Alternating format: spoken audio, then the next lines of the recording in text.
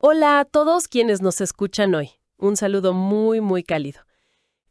Normalmente cuando se habla de construir, digamos, un rascacielos inmenso, lo primero que aparece sobre la mesa es un plano arquitectónico. O sea, son solo líneas de tinta en un papel, ¿no? Pero para la persona encargada de la ingeniería, ese papel es el edificio mismo. Es una representación completamente sólida. Claro, totalmente sólida. Exacto, o sea, no hay dudas, no hay cruce de dedos esperando que las vigas aparezcan mágicamente de la nada. Así es. Es una certeza absoluta. El plano es la garantía técnica de que la estructura, aunque sea invisible físicamente en ese momento, pues ya tiene una realidad fundamental antes de siquiera, no sé, empezar a mover la tierra o cavar en el suelo. El papel, digamos, precede a la materia. Pero luego entramos al terreno de la espiritualidad, usamos la palabra fe, y de repente ese plano arquitectónico desaparece por completo de la cultura moderna. Empezamos a ver un panorama que es honestamente muy borroso. Sí, muy distorsionado. En el imaginario colectivo, la fe se ha convertido en, pues simplemente desear muy fuerte que algo pase, como una especie de optimismo ingenuo, ¿verdad? Ajá. Sin embargo, hoy vamos a adentrarnos en un análisis profundo de un documento fascinante del año 2026 que destroza por completo esta visión. Se titula Investigación profunda sobre la naturaleza ontológica de la fe y su distorsión religiosa ególica, escrito por Franklin J. Pérez G. Y es un material, wow, sumamente denso, revelador y, yo me atrevería a decir que revolucionario en su enfoque. Lo que hace el autor es tomar textos milenarios y, literal, pasarlos por el escáner de la psicología y la ontología modernas. Exactamente. Y la misión de nuestra sesión de hoy es justamente deconstruir esa idea simplista. Vamos a explorar cómo este texto demuestra que la fe no es ceguera intelectual, sino que es en realidad la estructura operativa más sofisticada de la conciencia humana. Tal cual. Y no solo nos quedaremos en textos antiguos como la Epístola a los Hebreos. La idea es ver cómo todo esto se sostiene bajo la lupa de la psicología analítica, la logoterapia e incluso la neurociencia. Ok, vamos a desempacar esto desde el principio. El texto arranca llevándonos a la definición fundacional en Hebreos 11.1 y afirma categóricamente que no es poesía, sino una declaración puramente técnica. ¿Cuál es esa definición exactamente? Bueno, lo fascinante aquí es cómo el documento desmenuza el idioma original. Tradicionalmente, Hebreos 11.1 se traduce como la fe es la certeza de lo que se espera, la convicción de lo que no se ve. Que suena súper poético, claro. Sí, suena poético, pero la clave operativa está en el griego antiguo. El término usado para certeza es hipóstasis. Literalmente significa sustancia, fundamento o aquello que está debajo sosteniendo algo. Ok, hipóstasis. Exacto. Y para convicción usa el término elencos, que en la jurisprudencia de la época implicaba una prueba o una demostración irrefutable. O sea, no se trata de un sentimiento reconfortante en el pecho. Es una demostración interna y tangible de realidades que escapan a los 5 sentidos. A ver si entiendo bien el peso de esa palabra, porque he leído en alguna parte que hipóstasis tenía un uso muy, muy específico en la antigüedad. Era el término legal para un título de propiedad, ¿verdad? Ajá, totalmente.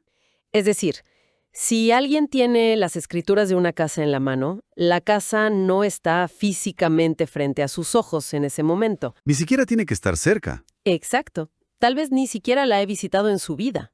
Pero ese papel, ese documento legal, es la sustancia que demuestra que el inmueble es real y que le pertenece. O sea, el papel hace presente. Lo que está ausente, sí. Es una analogía perfecta. Ese era el uso exacto de hypothesis en los archivos legales del primer siglo. Y si aplicamos ese mismo mecanismo a la mente humana, la fe funciona como un puente cognitivo. ¿Un puente cognitivo? Ujú. Sí, toma realidades futuras o invisibles, lo que el texto denomina constantemente como la esencia o la fuente, y las trae al tiempo presente.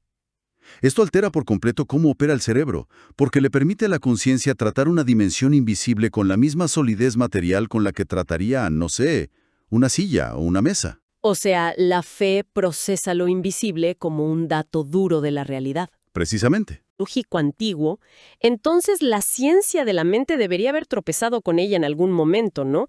Me cuesta creer que la psicología moderna no haya intentado mapear un mecanismo tan poderoso. Pues de hecho lo ha hecho.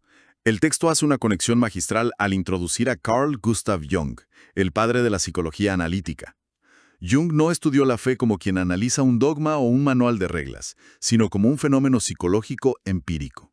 Ah, ok. Para Jung, la fe genuina está atada a lo que él llamó la experiencia de lo luminoso. Lo luminoso es una realidad psíquica tan abrumadora, tan profundamente sentida, que tiene la capacidad de reorganizar toda la estructura de la personalidad. Espera, ¿podemos detenernos un segundo en esa reorganización? ¿Cómo funciona ese mecanismo en la práctica? Porque suena un poco a que la mente simplemente, no sé, se ajusta a una nueva creencia y ya. Ah, no, va muchísimo más allá de adoptar una creencia. Para Jung se trata del proceso de individuación. Es la capacidad inherente de la psique humana para autorregularse y guiarse hacia su versión más completa y sana. Hacia la totalidad. Exacto.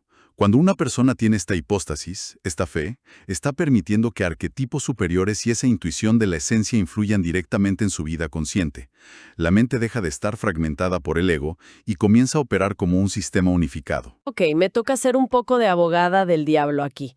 Porque escuchando esta explicación sobre buscar un propósito y conectar con lo luminoso, alguien desde una perspectiva puramente materialista podría argumentar: bueno, esto suena a un mecanismo de evasión mental extremadamente sofisticado. Claro, la típica crítica. Exacto. O sea, no es esta versión de la fe simplemente una forma de ignorar una realidad muy dura, inventando un significado mágico en la cabeza para, pues, no lidiar con el trauma y el dolor del mundo real.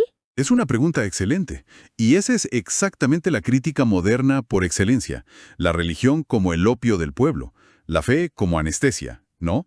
Pero el documento utiliza a Viktor Frankl y su logoterapia para desmontar ese argumento desde la raíz. ¿Frankl, el autor de El hombre en búsqueda de sentido? El mismo. Y Frankl no teorizó desde un escritorio cómodo. Él sobrevivió a los horrores de los campos de concentración nazis, y allí observó un mecanismo psicológico fundamental: la voluntad de sentido. Frankl demostró que la fe, entendida como la confianza inquebrantable en un significado último detrás de las apariencias, no adormece frente a la realidad. Entonces, ¿qué hace? Es la herramienta de supervivencia más brutal que posee el ser humano. ¡Wow! Entonces, no es un escape de la realidad, sino casi que la única forma de procesarla sin desintegrarse psicológicamente. Funciona como un ancla estructural para la mente. Precisamente, Frankl explica el mecanismo de la autotrascendencia.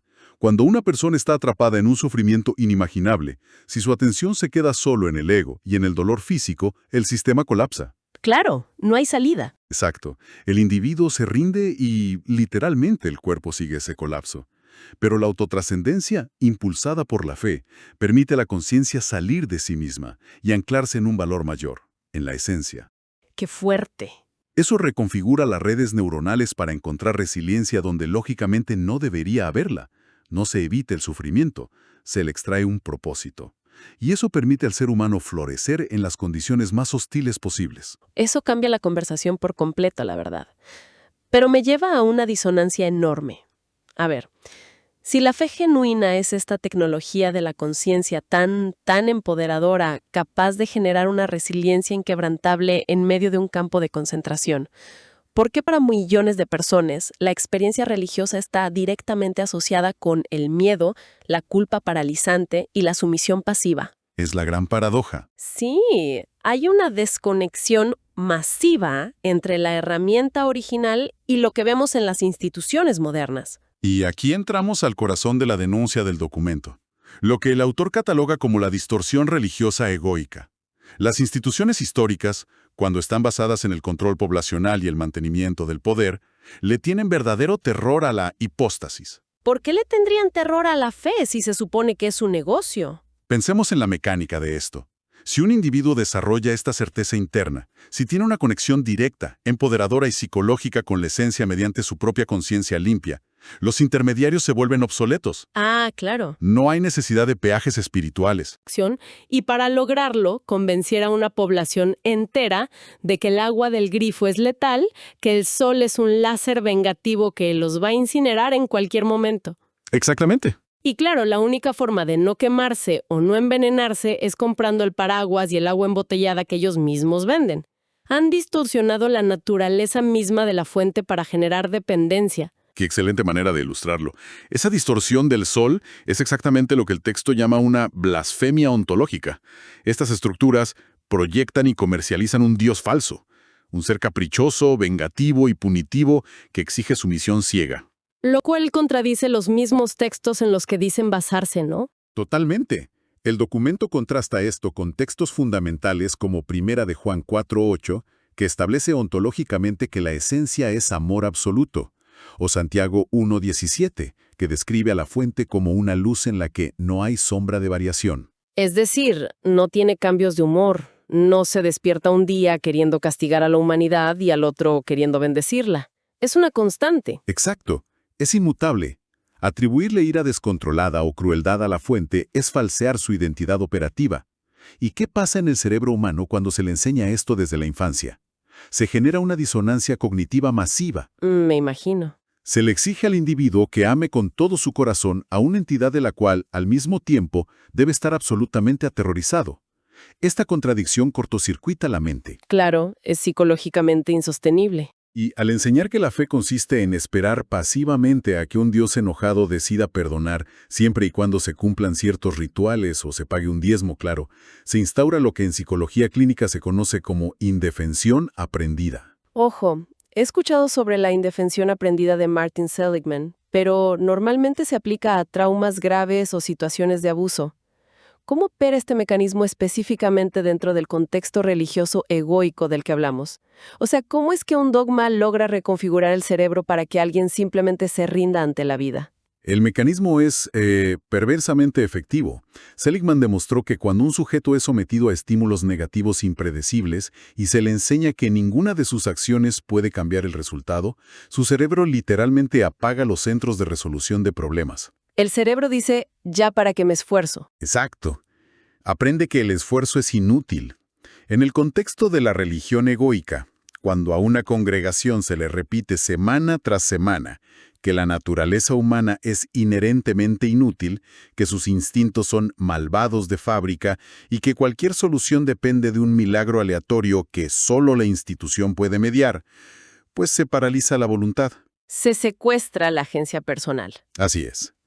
Convierte individuos que son potencialmente brillantes y creativos en simples espectadores pasivos de su propio sufrimiento. Eso es escalofriante. Porque estamos hablando de un condicionamiento que anula la capacidad de acción humana desde la raíz. Entonces, a ver, si la indefensión aprendida es el virus, ¿cuál es el antídoto, según este documento? Para romper este ciclo, la fe verdadera tendría que ser diametralmente opuesta a esa pasividad. Debería ser, no sé, un motor. Totalmente, un motor. Y aquí el autor recurre a la famosa máxima de Santiago 2:17. La fe sin obras es muerta. Pero el texto es brillante al aclarar que esto no tiene nada que ver con el legalismo moralista. ¿A qué te refieres con legalismo en este contexto? A que no se trata de hacer buenas obras para acumular puntos cósmicos o ganar favor divino. Es pura física espiritual. La fe auténtica posee una energía cinética. Energía cinética, me gusta ese término. Si volvemos al principio, si la fe es la hipostasis, la sustancia tangible de la realidad que se espera, entonces es imposible que se quede encerrada en el cráneo. Inevitablemente va a materializarse en el mundo físico, a través de las decisiones, de la acción, de la conducta humana. Ok, vamos a aterrizar esto para visualizar el mecanismo en acción en el día a día. Supongamos que hay una crisis económica severa y alguien necesita sustento para su familia. La indefensión aprendida de la religión egoica dictaría a sentarse a llorar en el sofá esperando que un cuervo traiga pan mágicamente, mientras que la fe cinética genuina implica levantarse, buscar oportunidades o incluso compartir lo poco que se tiene, sabiendo que la acción misma activa la provisión. Exactamente, ese es el contraste. La credulidad manipulada inmoviliza, la fe genuina moviliza. El documento da un ejemplo específico, que es actuar con generosidad extrema e incluso en tiempos de escasez aguda. Quien opera con verdadera fe actúa porque tiene la certeza ontológica de que la fuente es inagotable sin importar lo que dicten las circunstancias o las noticias. O sea, actúan desde la abundancia, aunque el bolsillo diga lo contrario. Así es. Y fíjate, en la psicología moderna, Albert Bandura estudió la autoeficacia, que es la creencia de una persona en su propia capacidad para organizar y ejecutar acciones.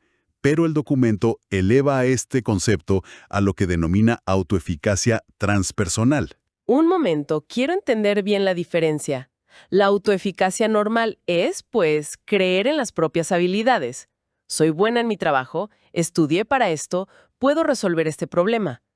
¿Cómo es que agregarle la palabra transpersonal no es simplemente retroceder a la idea de esperar que una deidad invisible haga todo el trabajo duro? Es una excelente pregunta. La diferencia radica en la fuente de la confianza y sobre todo en cómo eso afecta la carga cognitiva del cerebro. A ver, explícame eso de la carga cognitiva. Claro. La autoeficacia normal se basa en recursos estrictamente personales: intelecto, experiencia, energía física. Y esos recursos se agotan. Generan estrés porque el individuo siente que todo el peso del universo recae sobre sus propios hombros. Si falla, todo se derrumba. El famoso burnout. Exacto. La autoeficacia transpersonal, por otro lado, significa actuar con audacia porque el individuo sabe, a nivel de hipóstasis, que sus acciones están respaldadas por un orden superior, por la esencia, Entonces se elimina el miedo al fracaso absoluto. porque no está solo en la ecuación. Exacto. Neurológicamente, saber que no se está operando solo apaga la amígdala, reduce la ansiedad y elimina esa parálisis por análisis. Se liberan enormes cantidades de recursos mentales, atención, creatividad, resiliencia, que en un estado normal se desperdiciarían en el pánico y la duda. La persona actúa, trabaja, se mueve, pero fluye con una confianza superior. Wow. Esto cambia el paradigma por completo, porque implica que la fe no ocurre en un vacío frío y cósmico. Toda esta energía cinética y confianza funcionan porque están ancladas en una relación directa. O sea, no es solo decir, el universo tiene buenas vibras, es algo mucho más específico. Es un punto vital. El texto subraya Hebreos 11:6, que establece que es necesario que el que se acerca a Dios crea que le hay y que es galardonador de los que le buscan. O sea, hay un vínculo. Sí, la fe es intrínsecamente relacional. Es la interfaz mediante la cual la conciencia humana se vincula con la persona divina. Y para explicar las ramificaciones psicológicas de esto, el autor traza un paralelismo brillante con la teoría del apego de John Bowlby y Mary Ainsworth. Ah, la teoría del apego. Esa es fundamental en la psicología del desarrollo para entender cómo los bebés se relacionan con sus padres. Pero ¿cómo se aplica esto a la conciencia espiritual de un adulto? Bueno, Bowlby y Ainsworth demostraron que un niño con un apego seguro hacia sus cuidadores tiene una ventaja enorme frente a la vida. Pensemos en un niño en una habitación nueva, llena de juguetes raros. Si sus padres están presentes y son consistentes emocionalmente, el niño explora el entorno con curiosidad, toma riesgos e interactúa con el mundo. Claro, porque se siente a salvo. Lo hace porque sabe que, si se asusta o tropieza, tiene una base segura a la cual regresar. Su sistema nervioso está regulado. En contraste, un niño con apego ansioso o evitativo, que no confía en sus cuidadores, se queda paralizado por la inseguridad o reacciona con agresividad ante cualquier ruido. Seguridad. Estás solo contra el mundo. Así es. Y el documento argumenta que la fe genuina hace exactamente esto, pero a nivel espiritual y existencial. Cuando la conciencia del individuo logra esa hipóstasis con la esencia, deja de operar como un huérfano cósmico dominado por el instinto de supervivencia egoica. Pasa a tener una base segura. Pasa a entenderse como un heredero consciente.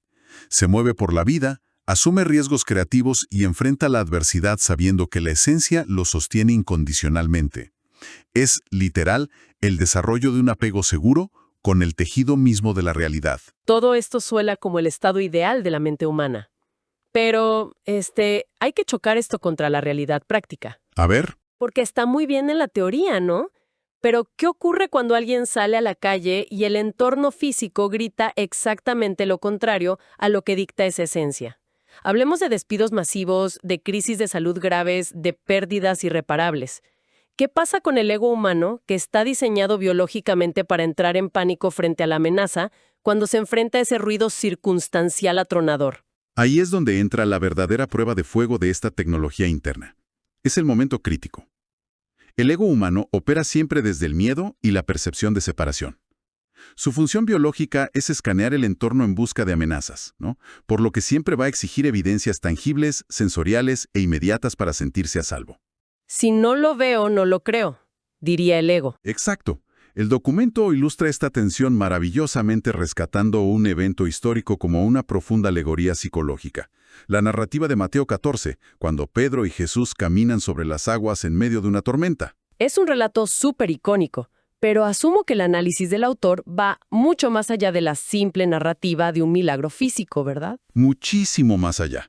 Analizado ontológicamente, Pedro logró caminar sobre el agua, es decir, logró operar por encima de las leyes físicas de la densidad y las limitaciones de su entorno, única y exclusivamente mientras mantuvo su enfoque visual y cognitivo fijo en la fuente, que en ese momento era Jesús. Mantuvo el apego seguro. Mantuvo la conexión, pero en el instante en que desvió su atención hacia el viento huracanado y las olas gigantescas, perdió la hipóstasis. El viento y las olas vendrían a ser esa evidencia sensorial abrumadora de la que hablábamos hace un momento. Los problemas reales, las deudas, la enfermedad. Exactamente.